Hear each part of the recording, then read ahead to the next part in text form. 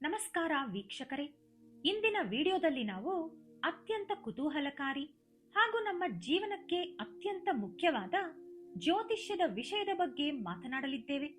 ಇಂದಿನ ಪ್ರಮುಖ ವಿಷಯವೆಂದರೆ ಮೇಷರಾಶಿ. ಮೇ 14ರ ಒಳಗೆ ಮೇಷರಾಶಿಯವರ ಜೀವನದಲ್ಲಿ ನಡೆಯಲಿರುವ ಕೆಲವು ಆಶ್ಚರ್ಯಕರ ಮತ್ತು ಆಘಾತಕಾರಿ ಘಟನೆಗಳ ಬಗ್ಗೆ ಈ ವಿಡಿಯೋದಲ್ಲಿ ನಾವು ವಿಸ್ತಾರವಾಗಿ ತಿಳಿದುಕೊಳ್ಳಲಿದ್ದೇವೆ. ಆದರೆ ಸ್ನೇಹಿತರೆ, ಜ್ಯೋತಿಷ್ಯ ಶಾಸ್ತ್ರವು ನಮ್ಮನ್ನು ಭಯಪಡಿಸಲು ಇರುವುದಿಲ್ಲ. ಬದಲಿಗೆ ಭವಿಷ್ಯದಲ್ಲಿ ಬರಬಹುದಾದ ಸಮಸ್ಯೆಗಳು ಮತ್ತು ಅಪಾಯಗಳ ಬಗ್ಗೆ ಮುಂಚಿತವಾಗಿಯೇ ಎಚ್ಚರಿಕೆ ನೀಡಿ ನಮ್ಮ ಪ್ರಾಣ ಮತ್ತು ಹಣವನ್ನು ರಕ್ಷಿಸುವ ಒಂದು ಅತಿ ದೊಡ್ಡ ಮಾರ್ಗದರ್ಶಿಯಾಗಿದೆ. ದಾರಿಯಲ್ಲಿ ದೊಡ್ಡದೊಂದು ಗುಂಡಿ ಇದೆ ಎಂದು ಮೊದಲೇ ತಿಳಿದಿದ್ದರೆ ನಾವು ನಮ್ಮ ವಾಹನವನ್ನು ಪಕ್ಕಕ್ಕೆ ಸರಿಸಿ ಸುರಕ್ಷಿತವಾಗಿ ಚಲಿಸುತ್ತೇವಲ್ಲವೇ? ಇದು ಕೂಡ ಅಷ್ಟೇ. ಇದು ಗ್ರಹಗಳು ನಮಗೆ ನೀಡುತ್ತಿರುವ ಗಂಭೀರವಾದ ಎಚ್ಚರಿಕೆ. ಆದ್ದರಿಂದ ದಯವಿಟ್ಟು ಈ ವಿಡಿಯೋವನ್ನು ಎಲ್ಲಿಯೂ ಸ್ಕಿಪ್ ಮಾಡದೆ ಕೊನೆಯವರೆಗೂ ತಾಳ್ಮೆಯಿಂದ ವೀಕ್ಷಿಸಿ. ಮೇ 12, 13 ಮತ್ತು 14 ಈ 3 ದಿನಗಳು ನಿಮ್ಮ ಜೀವನದ ದೊಡ್ಡ ತಿರುವು ಆಗಲಿವೆ. ಹಾಗಾಗಿ ನಾನು ಹೇಳುವ ಪ್ರತಿಯೊಂದು ಅಂಶವನ್ನು ನಿಮ್ಮ ಮನಸ್ಸಿನಲ್ಲಿಟ್ಟುಕೊಳ್ಳಿ. ಮೊದಲಿಗೆ ಮೇಷರಾಶಿಯವರ ನೈಸರ್ಗಿಕ ಸ್ವಭಾವದ ಬಗ್ಗೆ ಮಾತನಾಡೋಣ. ಮೇಷರಾಶಿ ಅಂದರೆ ನಮಗೆ ಮೊದಲು ನೆನಪಿಗೆ ಬರುವುದು ಬೆಂಕಿ ಮತ್ತು ಶಕ್ತಿ. ಜ್ಯೋತಿಷ್ಯದ ಪ್ರಕಾರ ನಿಮ್ಮ ರಾಶಿಯ ಅಧಿಪತಿ ಕುಜದೇವರು, ಅಂದರೆ ಮಂಗಳ ಗ್ರಹ. ಕುಜನೆಂದರೆ ಅಪಾರವಾದ ಧೈರ್ಯ, ಸಾಹಸ, ಪರಾಕ್ರಮ ಮತ್ತು ಅತಿಯಾದ ಆತ್ಮವಿಶ್ವಾಸ. ನೀವು ಹುಟ್ಟಿನಿಂದಲೇ ಉತ್ತಮ ನಾಯಕತ್ವದ ಗುಣಗಳನ್ನು ಹೊಂದಿದ್ದೀರಿ. ನೀವು ಅತ್ಯಂತ ಧೈರ್ಯಶಾಲಿಗಳು. ಯಾವುದೇ ಕಷ್ಟಕರವಾದ ಸಂದರ್ಭ ಬಂದರೂ ಹೆದರದೆ ದೃಢವಾಗಿ ನಿಲ್ಲುತ್ತೀರಿ. ನೀವು ತೆಗೆದುಕೊಳ್ಳುವ ನಿರ್ಧಾರಗಳು ತುಂಬಾ ವೇಗವಾಗಿರುತ್ತವೆ. ಆದರೆ ಸ್ನೇಹಿತರೆ, ಎಷ್ಟೇ ಶ್ರೇಷ್ಠ ವ್ಯಕ್ತಿಗಳಾಗಿದ್ದರೂ ಎಲ್ಲರಲ್ಲೂ ಒಂದಲ್ಲ ಒಂದು ದೌರ್ಬಲ್ಯ ಇರುತ್ತದೆ. ಮೇಷರಾಶಿಯವರಿಗೆ ಇರುವ ದೊಡ್ಡ ಮೈನಸ್ ಪಾಯಿಂಟ್ ಅಂದರೆ ಅತಿಯಾದ ಅವಸರ ಮತ್ತು ತೊಂದರೆ ಪಡುವುದು. ಯಾವುದೇ ಕೆಲಸ ಮಾಡಬೇಕಾದರೆ ಅದರ ಒಳ್ಳೆಯ ಹಾಗೂ ಕೆಟ್ಟದ್ದನ್ನು ಯೋಚಿಸದೆ ತಕ್ಷಣವೇ ಮುನ್ನುಗ್ಗುತ್ತೀರಿ. ಜೊತೆಗೆ ನಿಮಗೆ ಕೋಪವು ತುಂಬಾ ಬೇಗನೆ ಬರುತ್ತದೆ. ಈ ರೀತಿಯ ತ್ವರಿತ ನಿರ್ಧಾರಗಳು ಮತ್ತು ಆಲೋಚನೆ ಇಲ್ಲದೆ ತೆಗೆದುಕೊಳ್ಳುವ ಹೆಜ್ಜೆಗಳಿಂದಾಗಿ ನೀವು ಜೀವನದಲ್ಲಿ ಅನೇಕ ಬಾರಿ ಅನಗತ್ಯ ಸಮಸ್ಯೆಗಳಲ್ಲಿ ಸಿಲುಕಿಕೊಳ್ಳುತ್ತೀರಿ ಮತ್ತು ಇತರರಿಂದ ಮೋಸ ಹೋಗುತ್ತೀರಿ. ಸಾಮಾನ್ಯ ದಿನಗಳಲ್ಲಿ ಮಾಡುವ ಈ ಚಿಕ್ಕ ಪುಟ್ಟ ತಪ್ಪುಗಳಿಂದ ದೊಡ್ಡ ನಷ್ಟವೇನೂ ಆಗದಿರಬಹುದು. ಆದರೆ ಮೇ 14ರವರೆಗಿನ ಪರಿಸ್ಥಿತಿ ಸ್ವಲ್ಪ ಭಿನ್ನವಾಗಿರಲಿದೆ ಮತ್ತು ಹೆಚ್ಚು ಎಚ್ಚರಿಕೆಯಿಂದ ಇರಬೇಕಾದ ಸಮಯವಾಗಿದೆ. ಈ ಸಮಯದಲ್ಲಿ ವಿಶ್ವದಲ್ಲಿನ ಗ್ರಹಗಳ ಚಲನೆ, ಮುಖ್ಯವಾಗಿ ನಿಮ್ಮ ರಾಶಿಯ ಅಧಿಪತಿಯಾದ ಕುಜನ ಚಲನೆ ಮತ್ತು ಇತರ ದುಷ್ಟಗ್ರಹಗಳ ಸಂಯೋಜನೆಯಿಂದಾಗಿ ನಿಮ್ಮ ಜೀವನದಲ್ಲಿ ತೀವ್ರವಾದ ಏರಿಳಿತಗಳು ಉಂಟಾಗುವ ಸಾಧ್ಯತೆ ಇದೆ.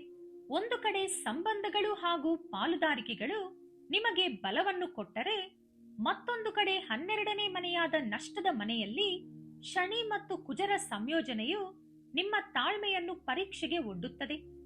ವಿಪರೀತವಾದ ಮಾನಸಿಕ ಒತ್ತಡ, ನಿದ್ರಾಹೀನತೆ, ಅನಗತ್ಯ ಖರ್ಚುಗಳು ಮತ್ತು ಸ್ಥಳ ಬದಲಾವಣೆಯಂತಹ ಲಕ್ಷಣಗಳು ಸ್ಪಷ್ಟವಾಗಿ ಕಂಡುಬರುತ್ತಿವೆ. ಚಂದ್ರನ ಸಂಚಾರವು ಕೇವಲ ನಿಮ್ಮ ಹೊರಗಿನ ಪ್ರಪಂಚವನ್ನು ಮಾತ್ರವಲ್ಲದೆ ನಿಮ್ಮ ಆಲೋಚನೆಗಳನ್ನು ಕೂಡ ತೀವ್ರವಾಗಿ ಗೊಂದಲಗೊಳಿಸುವ ಶಕ್ತಿಯನ್ನು ಹೊಂದಿದೆ. ಮೇ 14ರ ಒಳಗೆ ನಿಮಗೆ ಅತ್ಯಂತ ಆಪ್ತರಿಂದ ದೊಡ್ಡ ಆಘಾತ ಅಥವಾ ನೋವನ್ನು ಅನುಭವಿಸುವ ಸಾಧ್ಯತೆ ಇದೆ. ಈ ಹಾನಿಯು ದೈಹಿಕವಾಗಿರಬಹುದು, ಆರ್ಥಿಕವಾಗಿರಬಹುದು ಅಥವಾ ಮಾನಸಿಕವಾಗಿರಬಹುದು.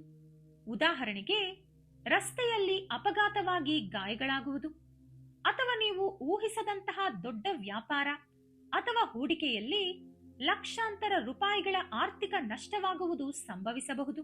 ಮೇ 14ರ ಒಳಗಿನ ಸಮಯದಲ್ಲಿ ನಿಮಗೆ ಆವೇಶದಿಂದ ಕೂಡಿದ ಆನಂದ ಅಥವಾ ಕಷ್ಟದಿಂದ ಕೂಡಿದ ಜಯ ಸಿಗುತ್ತದೆ. ಈ ಸಮಯದಲ್ಲಿ ನಿಮ್ಮ ಹತ್ತಿರವೇ ಇದ್ದು ನಿಮ್ಮ ಪತನಕ್ಕೆ ಯೋಜನೆ ರೂಪಿಸುತ್ತಿರುವ 3 ಜನರ ಬಗ್ಗೆ ನೀವು ಅತ್ಯಂತ ಜಾಗರೂಕರಾಗಿರಬೇಕು. ಒಂದು, ನಕಲಿ ಸ್ನೇಹಿತ, ಅಂದ್ರೆ ಫೇಕ್ ಫ್ರೆಂಡ್. ನೀವು ಪ್ರಾಣಕ್ಕಿಂತ ಹೆಚ್ಚಾಗಿ ನಂಬುವ ನಿಮ್ಮ ಆಪ್ತ ಸ್ನೇಹಿತ ಅಥವಾ ವ್ಯಾಪಾರ ಪಾಲುದಾರರು ನಿಮ್ಮೊಂದಿಗೆ ತುಂಬಾ ಸ್ನೇಹದಿಂದ ಇದ್ದುಕೊಂಡೇ ನಿಮಗೆ ತಿಳಿಯದಂತೆ ಬೆನ್ನಿಗೆ ಚೂರಿ ಹಾಕಬಹುದು. ನಿಮ್ಮ ವ್ಯಾಪಾರದ ರಹಸ್ಯಗಳನ್ನು ಪ್ರತಿಸ್ಪರ್ಧಿಗಳಿಗೆ ತಿಳಿಸುವುದು ಅಥವಾ ಹಣದ ವಿಷಯದಲ್ಲಿ ಮೋಸ ಮಾಡುವುದು ನಡೆಯಬಹುದು. 2. ಕುಟುಂಬದ ಮಹಿಳೆ. ನಿಮ್ಮ ಸ್ವಂತ ಕುಟುಂಬದಲ್ಲಿ ಅಥವಾ ಸಂಬಂಧಿಕರಲ್ಲಿ ಇರುವ ಒಬ್ಬ ಮಹಿಳೆಯಿಂದಾಗಿ ನಿಮ್ಮ ಮನೆಯಲ್ಲಿ ದೊಡ್ಡ ವಾದ ಅಥವಾ ಮಾನಸಿಕ ಒತ್ತಡ ಉಂಟಾಗಬಹುದು. ಅವರ ಮಾತುಗಳಿಂದಾಗಿ ನಿಮ್ಮ ಮನೆಯ ಶಾಂತಿಯುತ ವಾತಾವರಣವು ಹಾಳಾಗಬಹುದು ಮತ್ತು ಗಂಡ ಹೆಂಡತಿಯ ನಡುವೆ ಬಿರುಕು ಮೂಡಬಹುದು. 3. ಗುಪ್ತ ಶತ್ರು, ಸೀಕ್ರೆಟ್ ಎನಿಮಿ. ನಿಮಗೆ ಪರಿಚಯವಿಲ್ಲದ ಅಥವಾ ಹೊರಗಿನಿಂದ ಬರುವ ಒಬ್ಬ ಗುಪ್ತ ಶತ್ರು ನಿಮ್ಮ ಯಶಸ್ಸನ್ನು ಸಹಿಸದೆ ನಿಮ್ಮ ಹೆಸರನ್ನು ಹಾಳು ಮಾಡಲು ಮತ್ತು ನಿಮ್ಮ ಪ್ರತಿಷ್ಠೆಗೆ ಧಕ್ಕೆ ತರಲು ನಿಶ್ಶಬ್ದವಾಗಿ ಸಂಚು ರೂಪಿಸುತ್ತಿದ್ದಾನೆ. ಆದ್ದರಿಂದ ಮೇಷರಾಶಿಯವರೇ, ಯಾರೊಂದಿಗಾದರೂ ಒಪ್ಪಂದ ಮಾಡಿಕೊಳ್ಳುವಾಗ ಅಥವಾ ಹಣಕಾಸಿನ ವ್ಯವಹಾರಗಳಲ್ಲಿ ಅತ್ಯಂತ ಜಾಗರೂಕರಾಗಿರಿ. ಯಾರಾದರೂ ಬಂದು ಇದು ಉತ್ತಮವಾದ ಆಫರ್, ಒಂದೇ ರಾತ್ರಿಯಲ್ಲಿ ಕೋಟ್ಯಾಧಿಪತಿಯಾಗುತ್ತೀರಿ ಎಂದು ಹೇಳಿದರೂ ಕೂಡ ನೀವು ಕಣ್ಣು ಮುಚ್ಚಿಕೊಂಡು ನಂಬಬೇಡಿ. ಪ್ರತಿಯೊಂದು ಕೆಲಸವನ್ನು 10 ಬಾರಿ ಪರೀಕ್ಷಿಸಿ ಮುಂದುವರಿಯಿರಿ. ಮೇ 14ರ ಒಳಗೆ ಯಾವುದೇ ದೊಡ್ಡ ಅಥವಾ ಪ್ರಮುಖ ಕೆಲಸಗಳಿದ್ದರೆ ಸಾಧ್ಯವಾದರೆ ಅದನ್ನು ಮುಂದೂಡುವುದು 100% ಸುರಕ್ಷಿತ. ಪ್ರಯಾಣದಲ್ಲಿ ಎಚ್ಚರಿಕೆ. ಅನಿವಾರ್ಯವಾಗಿ ಹೊರಹೋಗಬೇಕಾದರೆ ದ್ವಿಚಕ್ರ ವಾಹನ ಚಲಿಸುವಾಗ ಉತ್ತಮ ಗುಣಮಟ್ಟದ ಹೆಲ್ಮೆಟ್ ಧರಿಸಿ. ಹತ್ತಿರದ ಬೀದಿಗೆ ತಾನೆ ಎಂದು ನಿರ್ಲಕ್ಷ್ಯ ಮಾಡಬೇಡಿ. ಕಾರು ಚಾಲನೆ ಮಾಡುವಾಗ ನಿಮ್ಮ ಸಾಮಾನ್ಯ ವೇಗಕ್ಕಿಂತ ಕಡಿಮೆ ವೇಗದಲ್ಲಿ ಚಲಿಸಿ. ಡ್ರೈವಿಂಗ್ ಮಾಡುವಾಗ ಮೊಬೈಲ್ ಫೋನ್ ಬಳಸಬೇಡಿ. 1 ಸೆಕೆಂಡ್ನ ಏಕಾಗ್ರತೆಯ ಕೊರತೆಯು ದೊಡ್ಡ ಅಪಘಾತಕ್ಕೆ ಕಾರಣವಾಗಬಹುದು.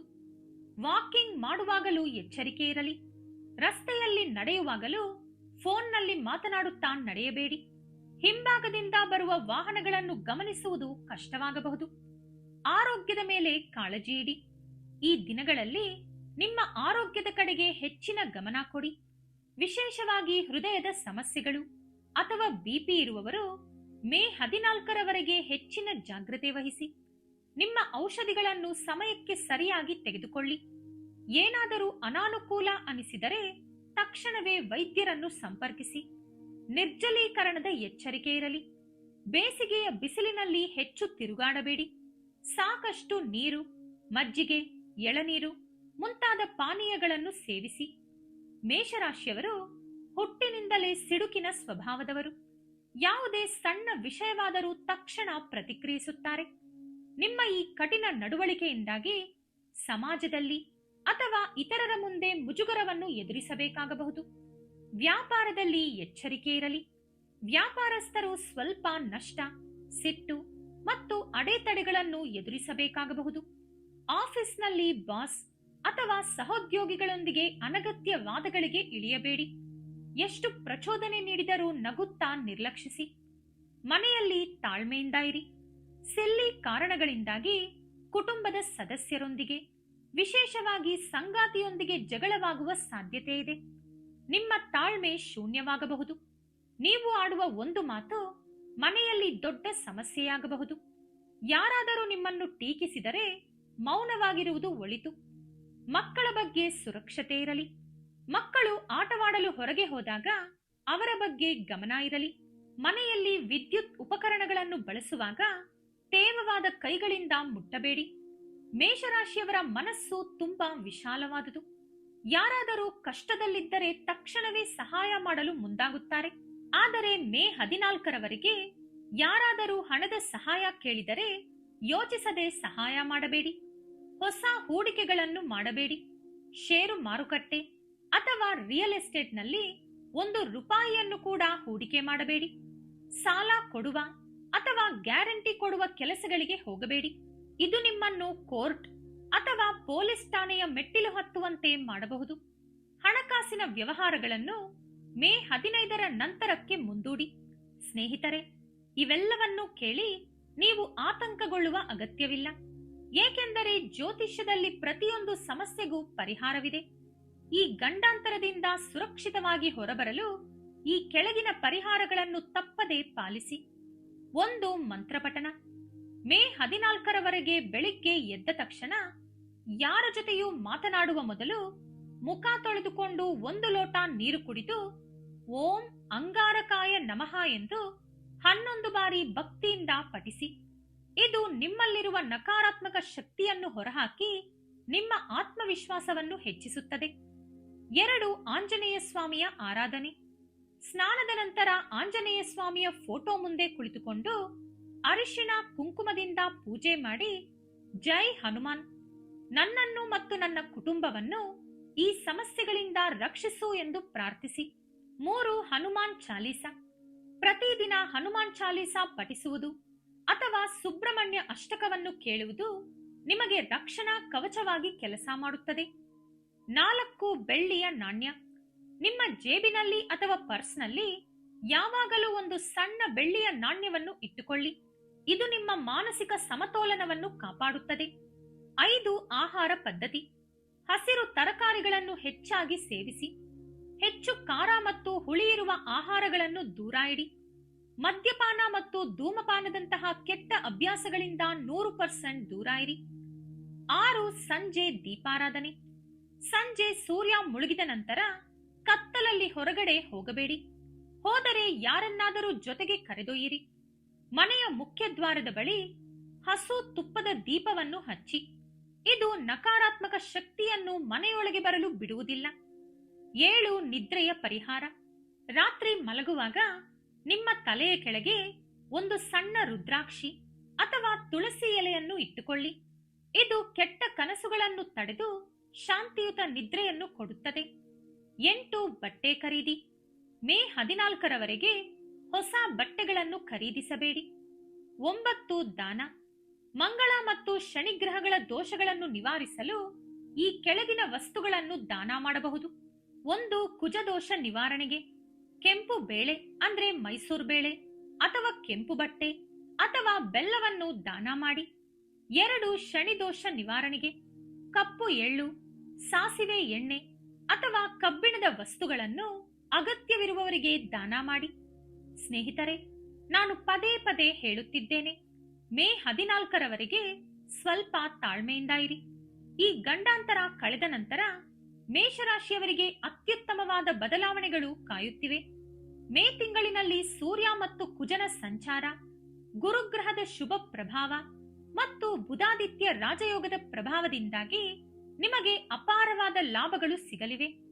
3ನೇ ಮನೆಯಲ್ಲಿ ಗುರುಗ್ರಹದ ಸಂಚಾರವು ನಿಮ್ಮ ಧೈರ್ಯವನ್ನು ಮತ್ತಷ್ಟು ಹೆಚ್ಚಿಸುತ್ತದೆ. ನೀವು ಹೊಸ ವಿಷಯಗಳನ್ನು ಕಲಿಯಲು ಉತ್ಸುಕರಾಗುತ್ತೀರಿ.